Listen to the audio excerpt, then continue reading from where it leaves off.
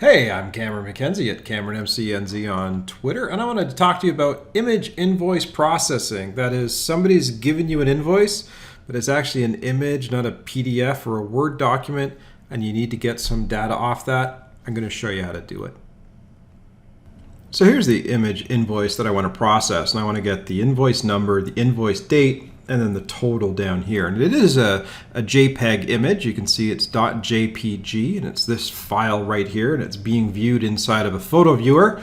And so I'm going to have to do optical character recognition to extract that data on it. And so I'm going to kick that off by creating a new process project, and I'll call it JPEG Invoice OCR, because we're processing an invoice here that is a JPEG.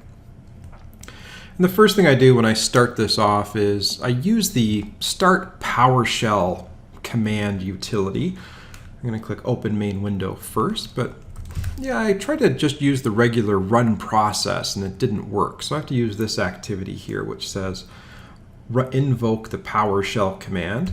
And here you just put the name of the JPEG file, right? That's just it's in this folder invoice images. The invoice is C2C003. So that kicks things off.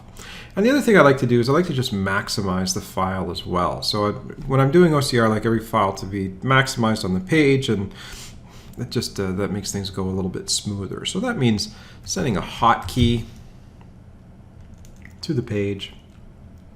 And the hotkey to maximize is just Alt-X. And believe it or not, sometimes it doesn't work on the first try. So I always put 2 in. I just think it's a weird thing that happens. I think maybe it's actually Alt space and then X. I think what happens is the space and the X happen too quickly together, and sometimes the X isn't registered. So there you go. I always like to put that in twice. It doesn't have anything to do with OCR, it just has to do with the way I like processing the files. Anyways, the thing you're probably interested in is the OCR. So let's just say I want to get the invoice number, the invoice date, and the total for the invoice, and maybe write that out to database or Excel at some point in time in the future. In order to do that, I'll need 3 variables. And so I'm going to create one variable in the sequence called invoice number, another variable called invoice date, and a final one called invoice total. And they're all of type string, and they all have scope inside the sequence. And then what I do is I look for my OCR activity, and specifically the get OCR text. I drag this on. And it says to me, okay, indicate on the screen what you're going after. And right now I think I'm going to go after, well, what's the first thing that shows up? The first thing that shows up is the invoice number. And so I'm going to specify here in OCR under the output text, I'm going to say this. We'll initialize the invoice number. I have to click on screen. And by the way, when I do this, I'm just going to write this here. I have to click on F3 in order to select a piece of the PDF file. So I can't really show you that on a screencast, but I want to tell you that's going to happen in just a second. But here we go. I want to indicate where I want to extract text from that PDF file. So I'll click indicate on screen. Click Alt-Tab to get to the invoice. And then click F3. And after clicking F3, I can highlight that invoice number.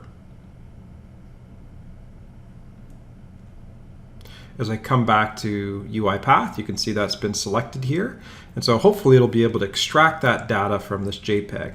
Now I'm going to do exactly the same thing twice. So I'm going to copy this. Well, I'm going to do it 3 times, 2 more times.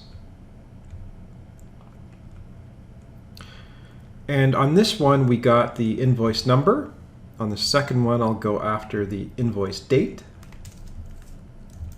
And on the third one, we will go after the invoice total. And we'll do that again by selecting, well, we can't leave it there on the invoice number. I've got to click here, say indicate on screen, tab over to the invoice, and this is going to be the invoice date. Again, I can't select individual things on this page because it's an image, but if I hit function F3, It does allow me to crop pieces of the page there. Now that will represent the date, and then finally this will be the invoice total. So again, indicate on screen, click function F3, well F3, and then highlight, in this case it's going to be the total, and now I've got all of my OCR working. When this is done, the last thing to do is just write that information out, and I can do that with a very simple well, this is the command that I'm going to put in there. Invoice number plus invoice date plus invoice total.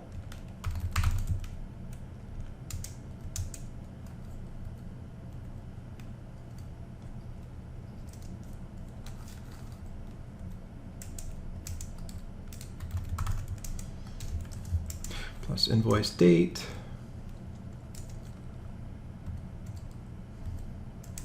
Plus invoice total,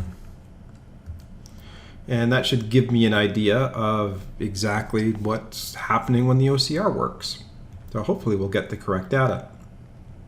Okay, so let's save this, click save, and then finally we will do a run.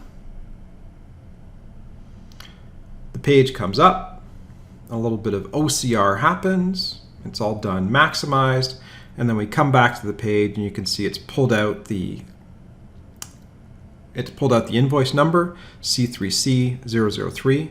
It's pulled out the date, 03-03-2020. It looks like it's used an M dash there instead of a small dash, but that's something that any data cleansing routine can handle. You should always run one of those after OCR just to tighten things up a little bit.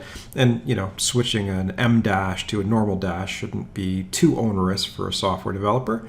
And then finally 230, which maps to the total on the invoice. So yeah, if we take a look at this here, yeah, there's C3C030, that was the invoice number, 03-03-2020 was the date, and 230 was the total for the invoice. And all of that was scraped from a JPEG image, all using OCR. And there you go, that's how easy it is to process image invoices. If you enjoyed this tutorial, head over to theserverside.com. I've got lots of great enterprise software tutorials and articles over there. If you're interested in my personal antics, you can follow me on Twitter @CameronMCNZ and subscribe on YouTube.